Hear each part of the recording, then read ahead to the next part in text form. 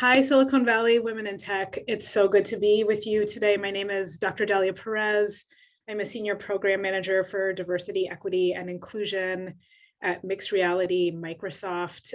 It's been great to sit in and listen to the panels and the speakers this afternoon. And my talk is a question that I am still in the process of answering myself. And so this talk is hopefully an opportunity for us to explore possibilities of this answer and to think about them together. So excited to engage with all of you and wish it was in person, but I'm imagining us in a wonderful room together, a virtual room. Again, the topic today is from people to product. How do we center underrepresented communities meaningfully in tech? I start almost every talk, especially a gathering of new people. I do this with all new hires. This is also a call to action from one of our newest employee resource groups at the global Microsoft level is Indigenous at Microsoft.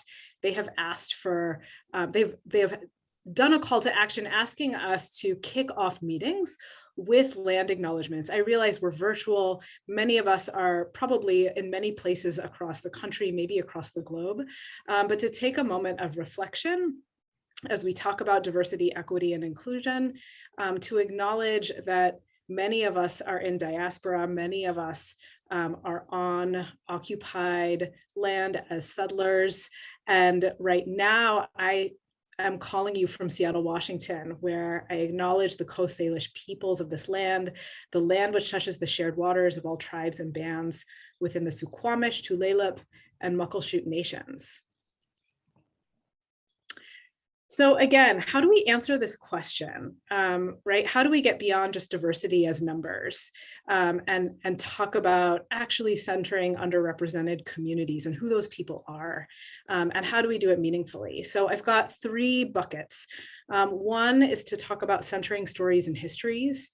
The second is to explore this idea of a DEI ecosystem. And the third is, how do you make it real? How do you build this framework and then actually put it to action? So I've got a story and an example for you. So starting with stories and histories.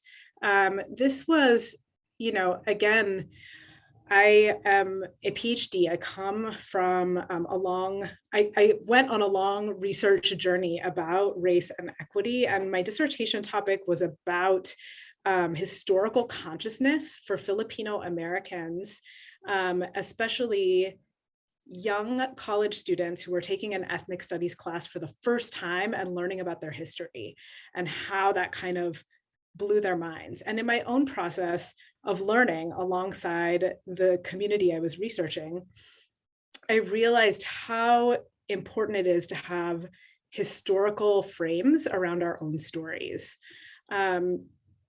And I just want to offer this as one of our tools for diversity, equity, and inclusion in tech and in corporate spaces. Sometimes we jump right into the work and the product and the business, which is always top of mind, but it's always really important to find ways to make space for human-centered processes and storytelling. What are people's stories? Where do they come from, right? On the right here is a photo of my parents. So I'm the daughter of immigrant and refugee parents. My mom is from Egypt. My dad is from the Philippines. My mom is also a Jew from Egypt, a Sephardic Jew. So I have all of this multicultural wealth. The photo collage on the left is an homage to my Uncle June. He died in this past year. He came over to the United States as a laborer with my dad in 1964, when they were only letting 50 Filipinos enter the country per year.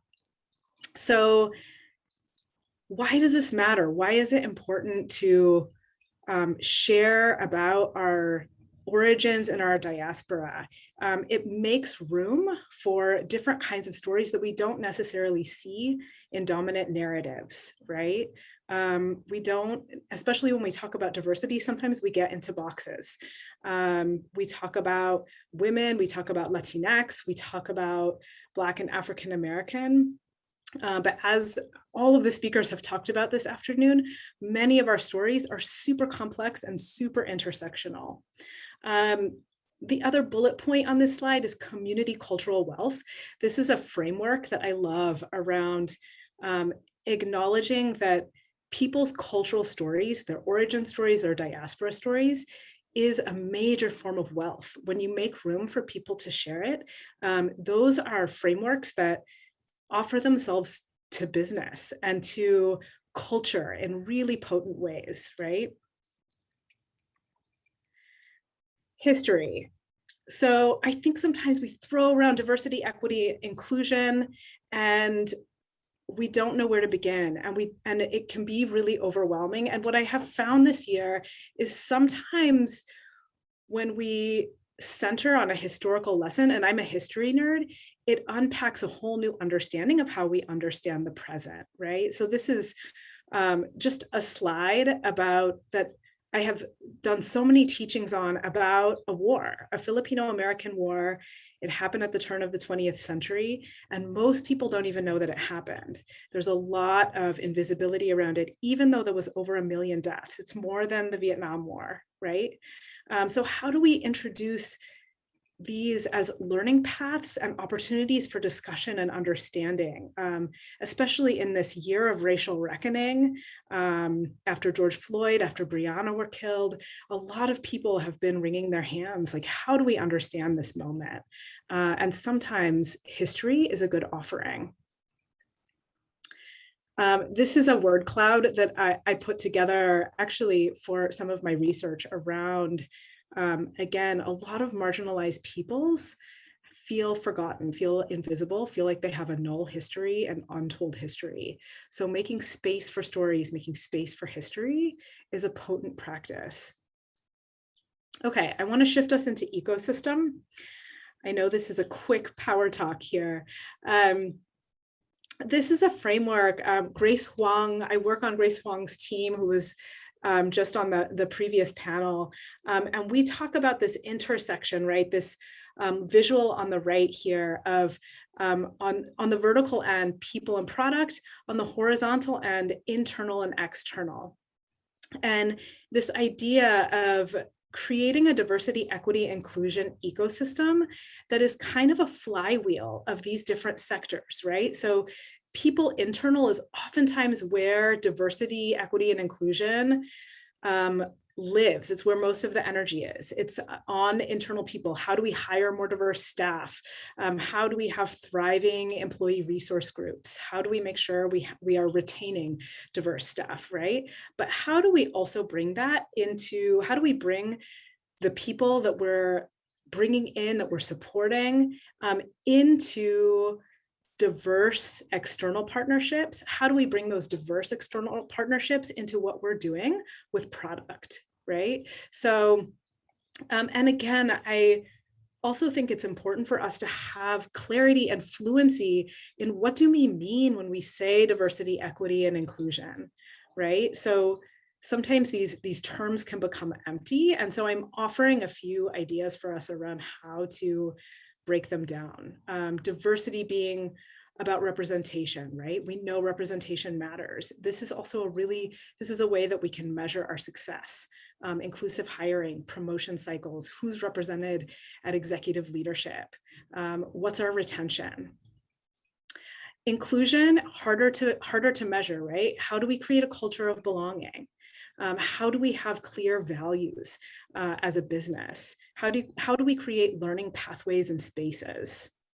How do we create core priorities? Microsoft has a D&I core priority. Every single person has to write about what our D&I core priority is for the year. Equity. This is also hard to measure, right? How do we make sure that we're creating tech that's for good?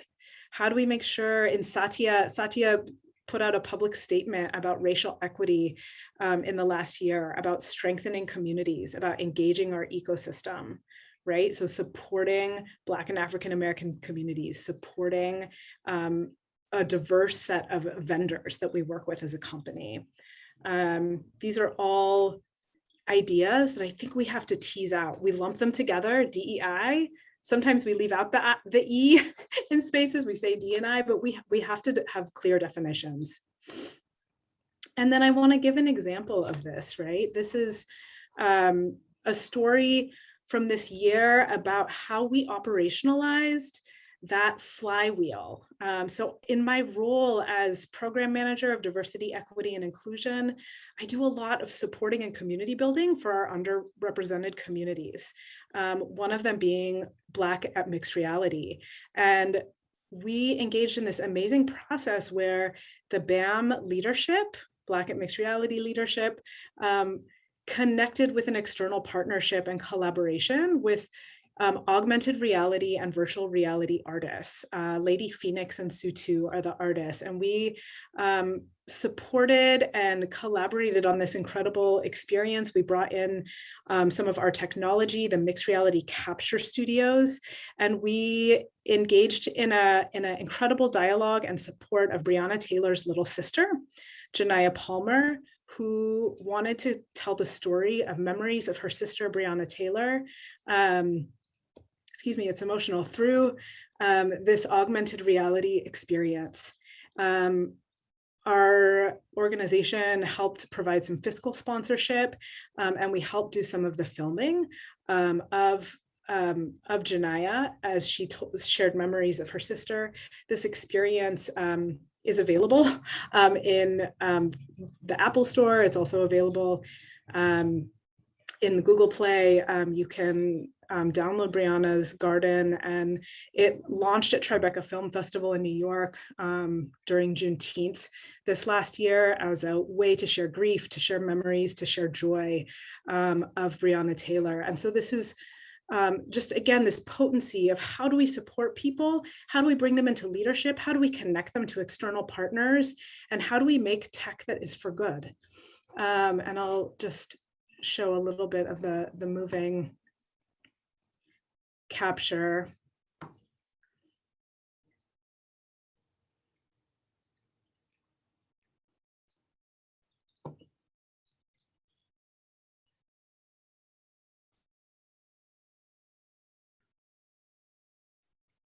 I don't know if the audio is able to come through. So again, how do you make this real? This isn't just theoretical, right?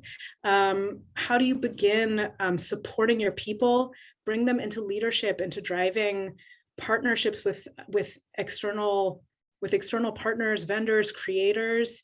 How does that impact our inclusive tech? In this case, with Breonna's Garden, we brought in our mixed reality capture studios. We've had this incredible process with a team of people on our tech talking about equity and justice, right? And then bringing it to the world, that this is launched at Tribeca. It's also going to Art Basel in Miami in December. So an exciting flywheel of how do you start with stories, histories, people, and bring those people on a journey that influences our product and our partnerships.